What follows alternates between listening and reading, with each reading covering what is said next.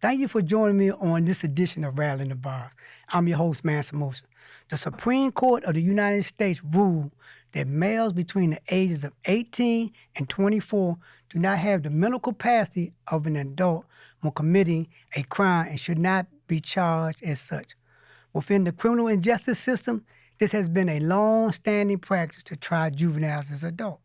Since the Supreme Court ruling, the debate continues around juveniles being tried as adults. Joining me to further the debate is Abdullah Lateef. At the age of 17 years old, he was sentenced to life without parole in Pennsylvania. After serving 31 years, Abdullah is one of the 1,000 individuals who were told they died in prison as a child and are now free, without hope or expectation of ever being released from prison.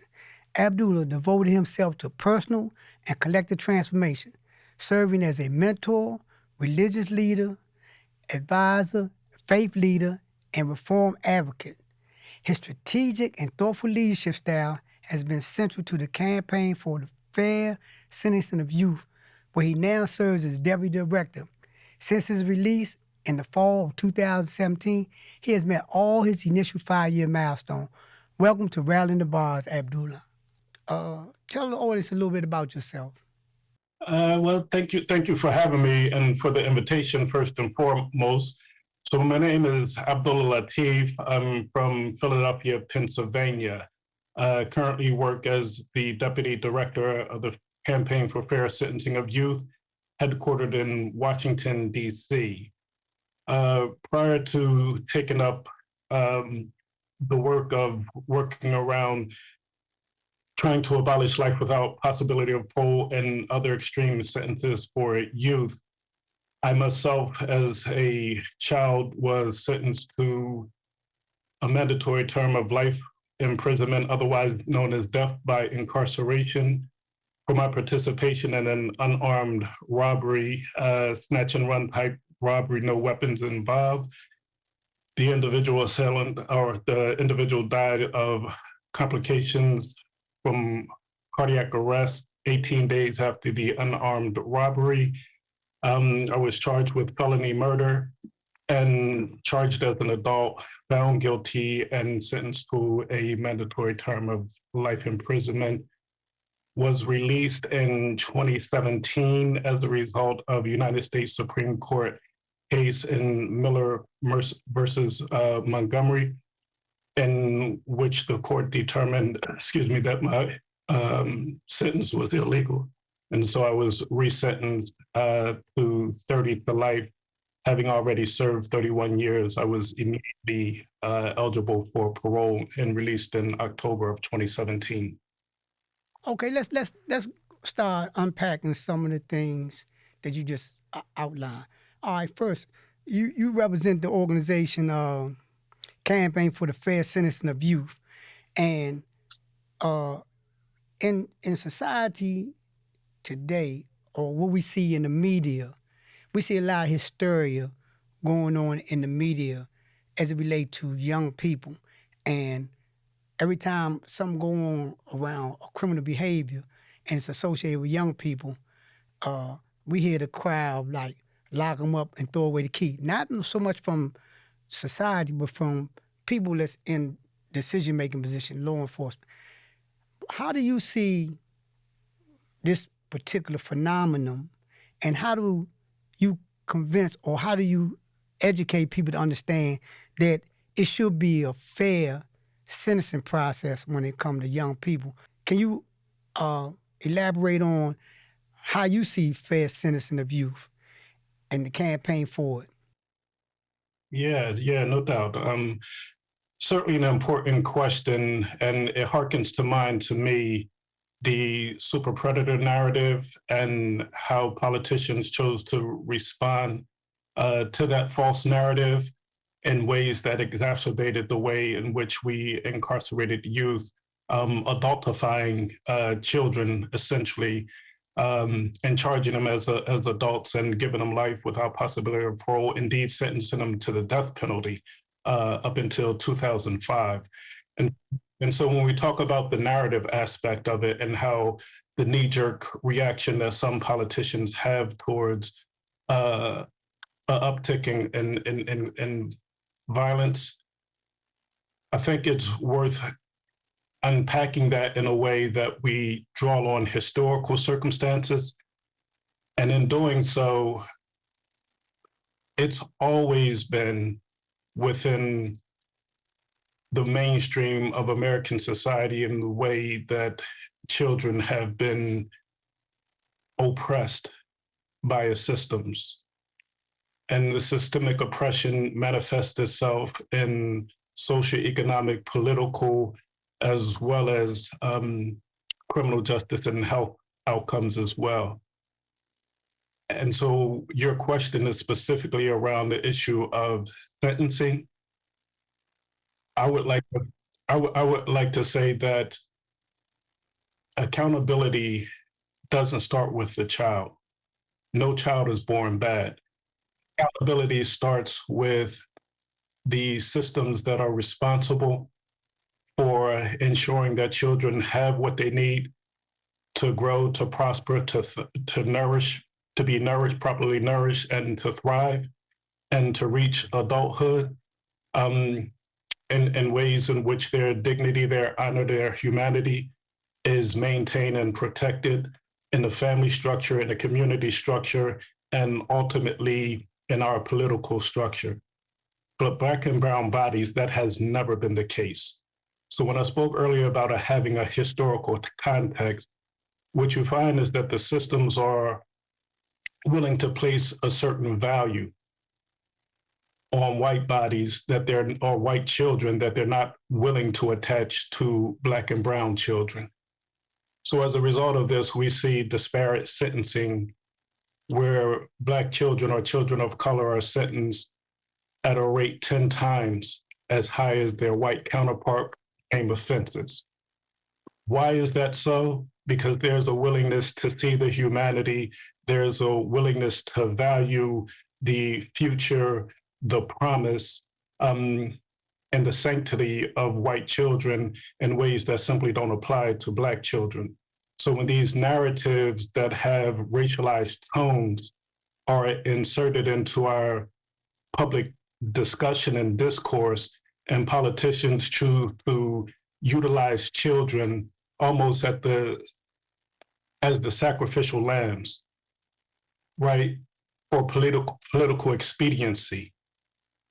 We see the willingness to do that to Black and brown bodies more particularly because there's no value held for our children in ways that lead to disparate sentencing.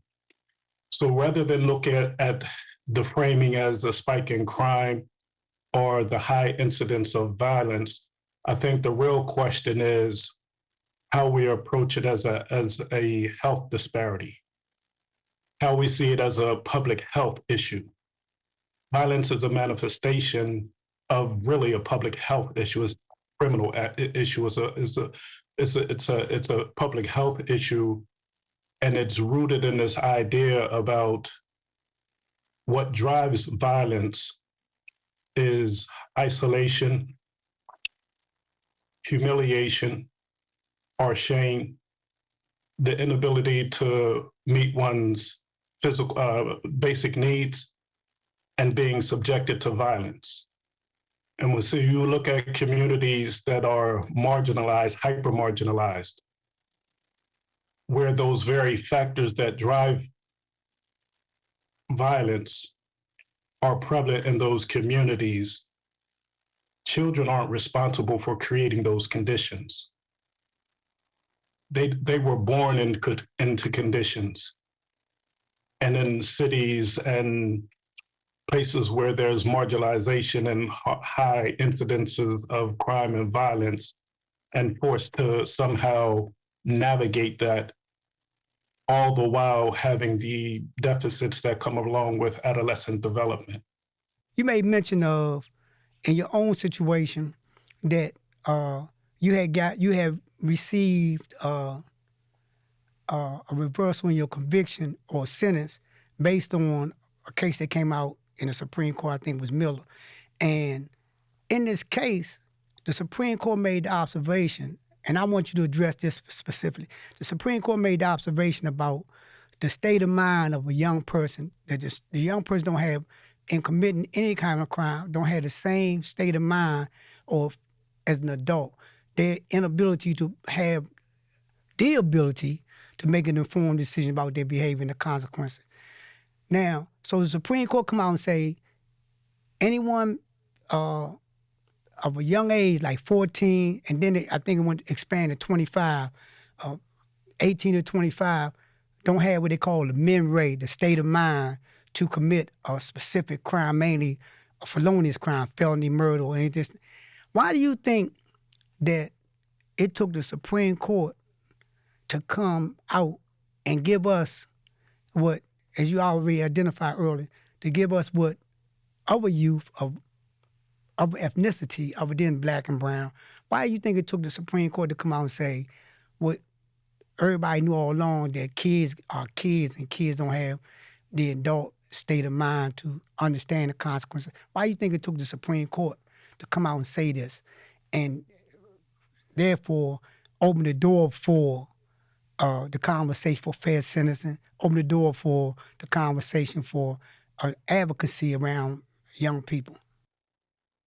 Yeah, so part of the answer to that question is obviously in terms of brain science development and the neurological findings from MRI imaging of the brain and the adolescent brain. And so the science that Lawrence Steinberg was responsible for certainly helped usher in this newer understanding about adolescent development, where it was previously believed that the brain developed fully at 12 years of age. And so scientifically, it was discovered that that absolutely is not the case. It continues, as you mentioned, to adolescent development continues into 25, 26. So there's no hard, bright line rule of when that development process is completed.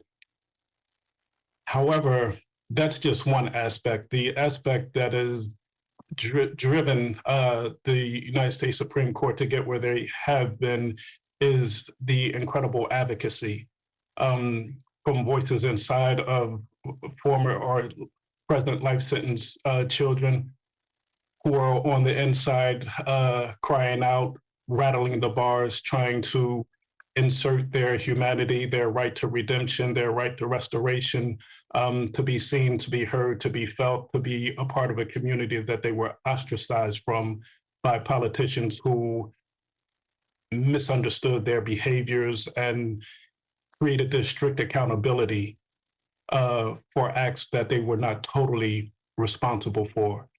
And so that advocacy, both from the inside voice as well as the brilliant lawyers and strategists and family members and community activists and justice warriors on the front lines, advocating for treating our children in humane and dignified ways, and really bringing up the fact that America is the outlier, right? As many civilized or industrialized countries across the world has abolished sentencing children to life, America has the dubious distinction of being one of the only countries that still implement that sentence. And so there was a culmination of efforts that led to the Supreme Court getting into this place where they could recognize that children are fundamentally different. They're not miniature adults, they're children. And as such, there are certain characteristics that are transient in nature. Children have a remarkable ability to transform, to reform, to grow into the fullness of their human capacity.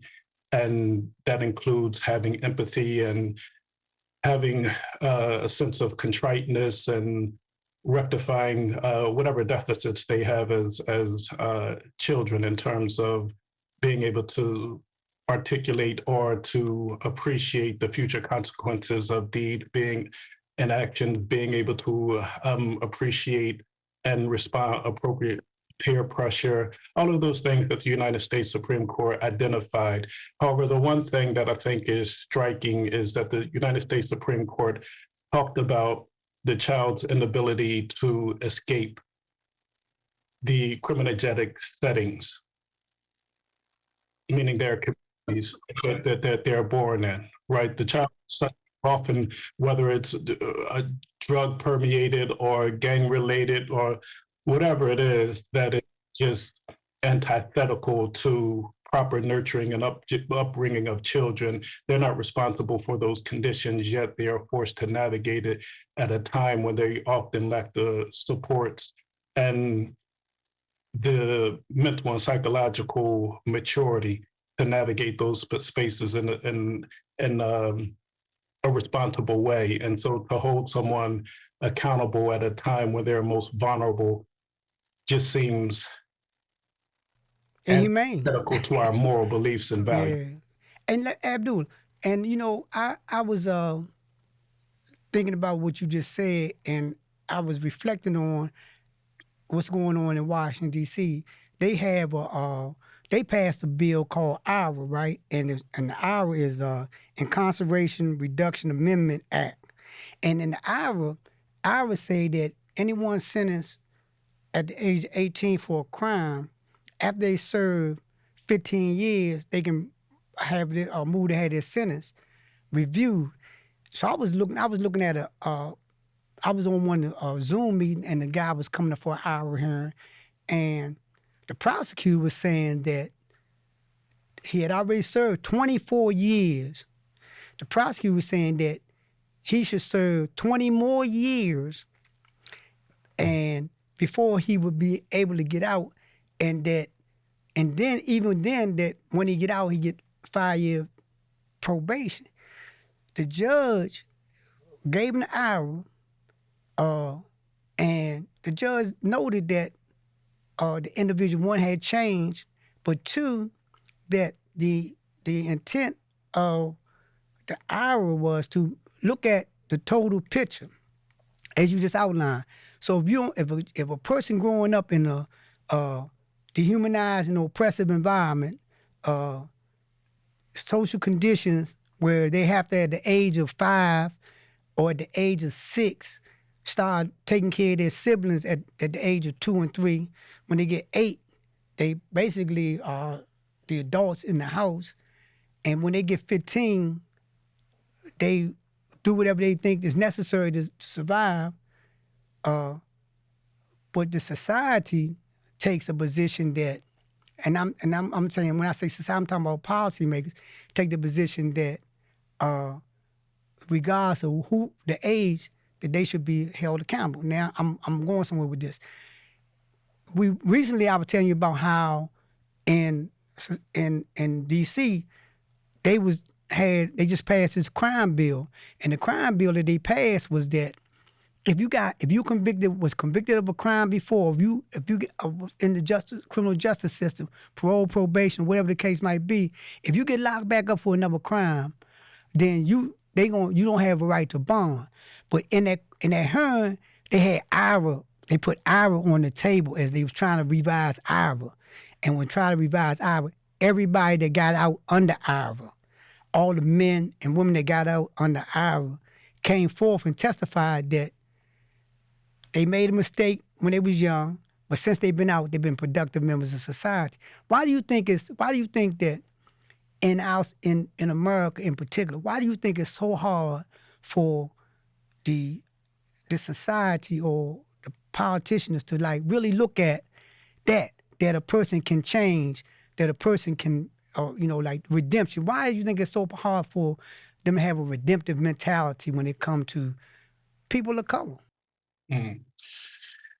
Yeah, I wish I had that answer to that. It would yeah. put the work so much more easier to understand how often, when it comes to Black and brown bodies in particular, but even more generally, just the treatment of children, that there's a unwillingness to recognize the value of children both in terms of their humanity, their dignity.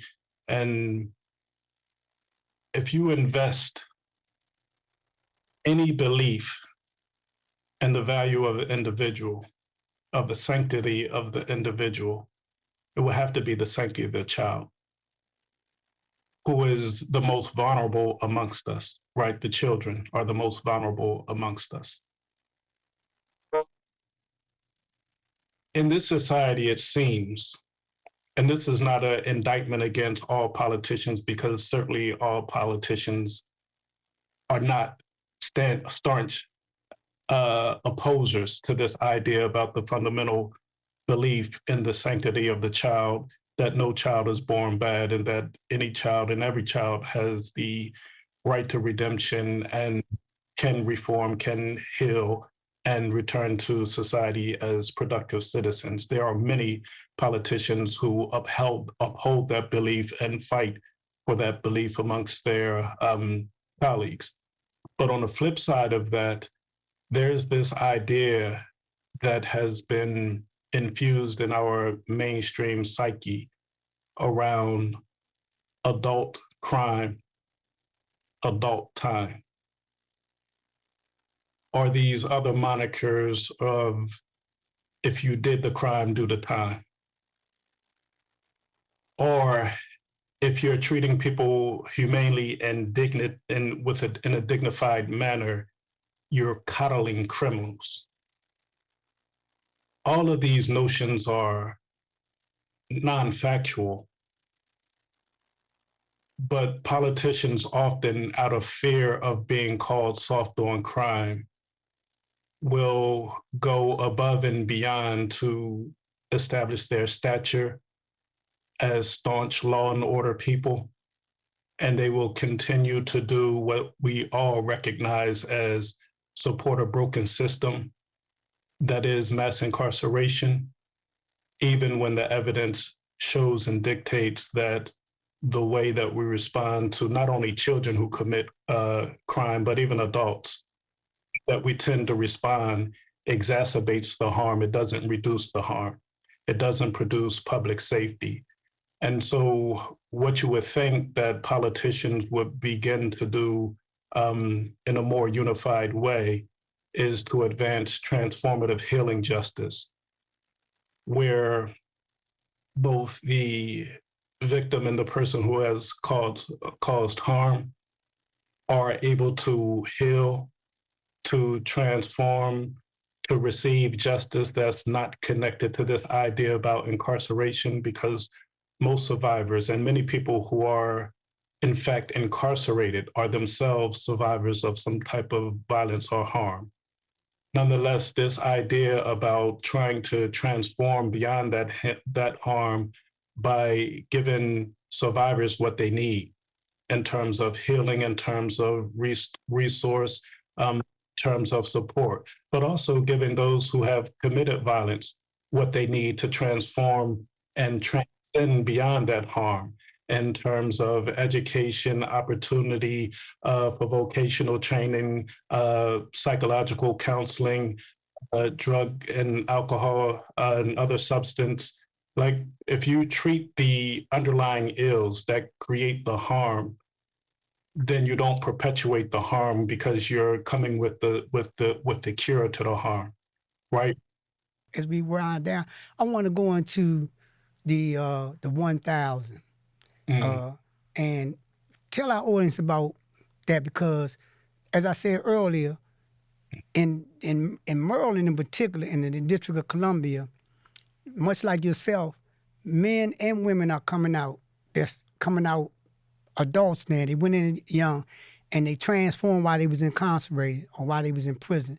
And they coming out and they doing productive things in society in terms of some of the things you outlined. They going back into their communities and they becoming an instrument of change and healing as opposed to an instrument of destruction. They're coming back out in society and making a contribution in terms of like being tax-paying citizens, law-abiding citizens, and in most cases, a lot of them have come out and created, became entrepreneurs and created jobs. But y'all got, but in y'all campaign, y'all got a campaign where y'all identifying and y'all saying 1 of 1,000. Talk about that. Talk about what that is and how that, in terms of the landscape and changing the mindset, because, this is self-evident. This is a truth self-evident. We say we hold these truths to be self-evident. Well, this is self-evident. So we need to acknowledge the self-evidency. Indeed. Love that. And what is, as you said, self-evident is the fact that 28 children have been condemned to die behind bars with the expectation of dying in prison. And since the United States Supreme Court has decided Miller versus Montgomery and made that retroactive, there has been 1,026 formerly life sentence children who are now free, many of whom are doing remarkable things that demonstrates not just redemption and restoration, but also just the positive energy that they're infusing into their communities, being through survivor engagement, youth outreach and engagement, stop the violence initiatives, as you said, entrepreneurs who are creating their own businesses and creating jobs. But even the ordinary, like the ordinary is extraordinary here, where people have come from such deprivation and worthlessness and come to add such value to our communities. Some even just to their families and being an outstanding husband or wife or part outstanding father figure or mother figure, supporting their families in the most benign ways, but have tremendous impact in their own individual family structure. And so whether you're talking about the large and lofty ways in which people are contributing to society through public safety and initiatives, economic mobility and uplifting of their community and job creation, or whether you're talking about giving back around survivor intervention and help and support groups and networks, it's like the litany of ways in which there's positive contribution to society as a whole is limitless. It's showing up in all types of ways, but it's showing up in ordinary ways, and just the humanity with which we treat one another and our neighbors and our members of our community and our society at large, because we have a particular appreciation for life and for our fellow human beings, and just wanting to be always demonstrating the fact that we are better than the worst thing that we've ever done. And so we constantly try to show and prove that through our actions and through our deeds and through the ways in which we show up in the world. And that's recognized across the board in terms of people who have interactions and knowledge with or proximity to people who are formerly life sentenced. They are, without exception, some of the most remarkable human beings that you'll ever meet, and it's demonstrated on a daily. Yeah, we think that what we do know in terms of when people are given a first chance or a second chance, that not only do they capitalize on that for their own personal benefit and gain and restoration of their own sense of humanity and dignity, but our world is actually better because of it. Our society is better because of it. So it's a transformative experience, certainly for the former life sentence child, but it's also transitive in that it's not limited to that person who committed harm, but it's also the benefits reaped to the community at large. And that's something that we should be trying to do more of, because yeah, no child is born bad, and we are all capable of remarkable redemption stories if given the opportunity to be fully redeemed as returning citizens. Hey, Abdullah, how do we tell our audience a little bit about going forward what y'all doing, and how we can and how they can become involved in if they want to become involved in some of the works that y'all are doing as we close out? Indeed. So as we close out, I would advise people who are interested to log on to cfsy.org, the Campaign for Fair Sentencing of Youth, and you'll be able to click on to all of the projects, our beliefs, our values, and the work that we are engaged in.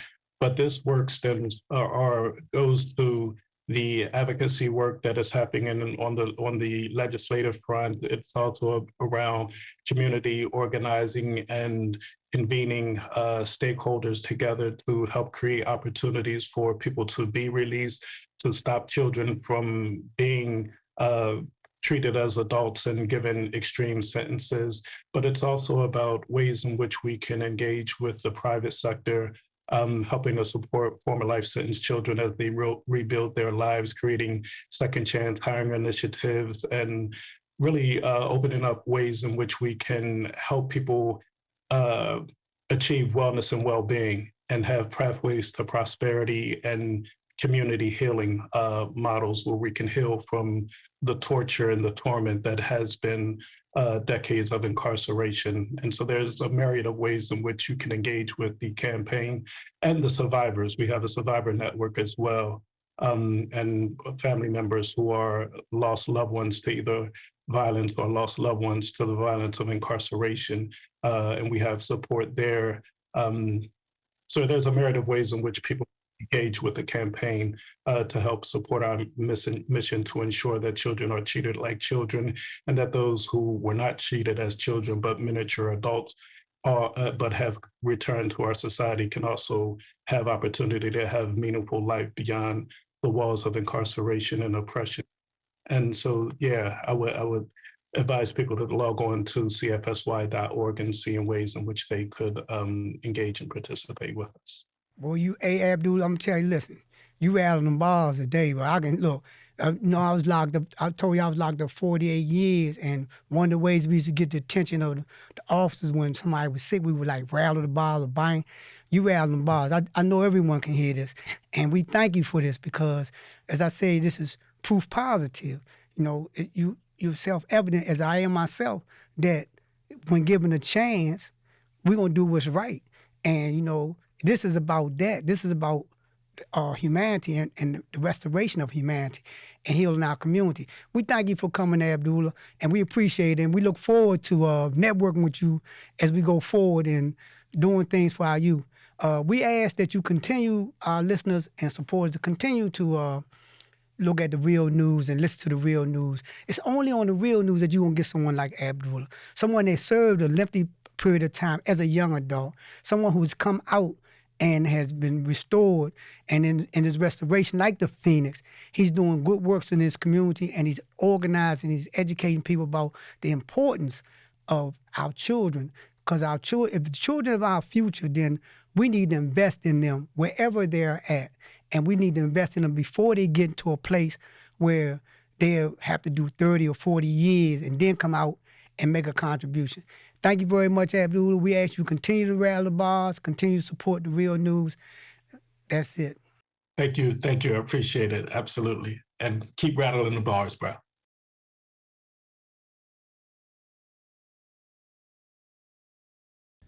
Thank you so much for watching the Real News Network, where we lift up the voices, stories, and struggles that you care about most. And we need your help to keep doing this work. So please, tap your screen now, subscribe, and donate to the Real News Network. Solidarity forever.